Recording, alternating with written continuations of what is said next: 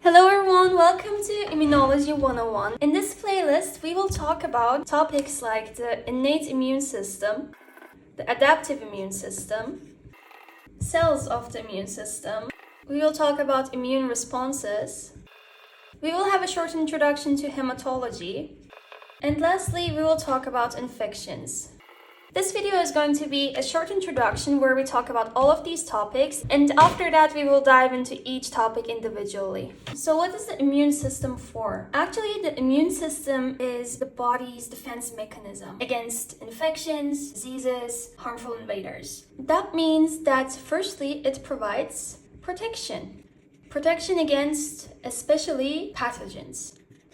Pathogens can be bacteria, viruses, fungi, parasites, and other harmful microorganisms, basically. Then the immune system can distinguish between self and non-self. So this means it can recognize the body's own healthy cells and differentiate between the foreign substances or abnormal cells, for example, cancer cells. It also is good for an immune response activation. So an immune response activation is when an invader is detected and the immune system initiates an immune response. This includes, for example, producing antibodies, activating specialized immune cells. Lastly, it also removes dead cells. So basically our body has a great defense system where it protects our body by activating the immune system. Then there is memory formation. This part is important. The adaptive immunity creates immunological memory by remembering previously encountered pathogens, which means the immune response is faster and more efficient in a case of re-exposure. Then also during healing and recovery. So basically the immune system promotes healing after an injury or infection by coordinating inflammation and tissue repair. So if you ever see a question that asks you what is the immune system actually for, you can answer the question with these 6 bullet points.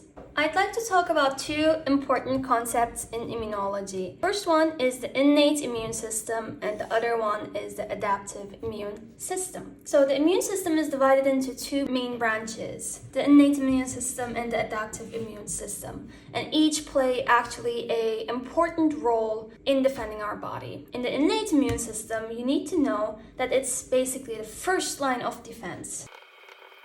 What this means is that when a pathogen enters your body, these cells are the first cells that actually encounter the pathogen and that actually fight that pathogen. The innate immune system provides an immediate and non-specific response to pathogens. It acts as the body's first barrier against infections. It is known to have a rapid response. So within the first hours, your body actually reacts, and that's your innate immune system. It recognizes the common pathogens. For example, bacterial cell walls by using pattern recognition receptors. Physical barriers are actually included in the innate immune system. For example, your skin, mucous membrane. Another part of the innate immune system are cells, which we are going to dive deeper in the future. But for now, you can know that macrophages, neutrophils, and natural killer cells are part of the innate immune system. Remember, while the immune system is fast, it lacks the specificity, meaning it doesn't provide long-term immunity or memory. Coming to the adaptive immune system, wow, the perfect line. It's actually the second line of defense. The adaptive immune system is activated if the innate response is insufficient to eliminate a pathogen. So first, the innate immune system gets activated, and then the adaptive immune system gets activated. So here, you have to know that this time, these are highly specific. They're highly specific to individual pathogens through antigen recognition. It has a slower response, but it provides long-lasting immunity. We have also cells involved, especially B cells. Also, T cells. The adaptive immune system is able to create immunological memory. This enables faster and stronger responses if re-exposure happens. So if there's ever a question that asks the innate immune system versus the adaptive immune system, you can list these bullet points. We talked about the adaptive and the innate immune system a few minutes ago, but I also like to talk about the complement system. The complement system is a critical component of the innate immunity, actually, which enhances the body's ability to eliminate pathogens and damaged cells. It actually has 3 primary functions, and these are important, so if your teacher ever asks, you should be able to answer this. The first one is opsonization. The second one is inflammatory activation. And the third one is direct pathogen lysis. Each are executed through a cascade of protein interactions. If the teacher ever asks you what the main components of the complement system are, you can say opsonization, inflammatory activation, and direct pathogen lysis.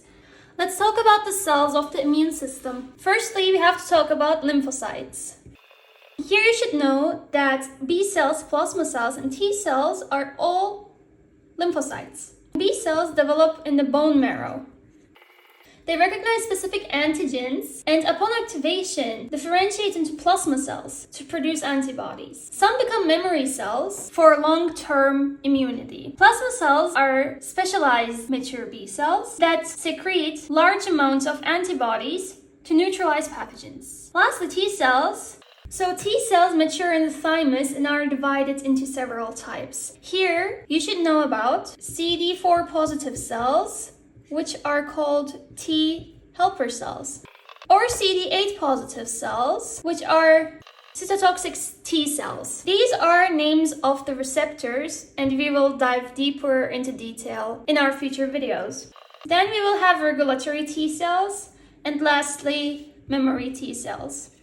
Then we have our natural killer cells, shortly NK cells. So these were lymphocytes. Then we have phagocytes.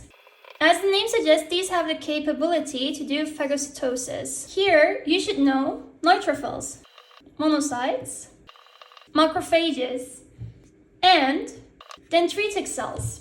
As said, we will get into greater detail in our future video. Lastly, we have granulocytes. Here you should know eosinophils, basophils, and mast cells. Let's talk about some of the main functions of these cells. For example, B cells produce antibodies and are responsible for memory. Plasma cells secrete antibodies. Natural killer cells, for example, are quite cool. They actually kill infected cells or cancerous cells. Monocytes are interesting. Tiny side fact: monocytes actually, after they get activated, turn into macrophages. Then we have our eosinophils, basophils, and mast cells. Those are, for example, fighting parasites, are responsible for an allergic reaction. They release histamine. That's why you actually get antihistamine medication if you're allergic, so they suppress your immune system and you don't have as bad of a reaction. In the future videos, we will talk about these cells in greater detail. The last topic I'd like to talk about is going to be important organs of the immune system. You should know that we have primary lymphoid organs. These include the bone marrow and the thymus. The bone marrow is the site where all blood cells, including immune cells like B cells and T cells, precursors, and other white blood cells are produced. B cells also mature here. And the thymus, the organ where T cells mature and develop their ability to distinguish self from non-self. The thymus is especially important during childhood and adolescence. Then we have secondary lymphoid organs.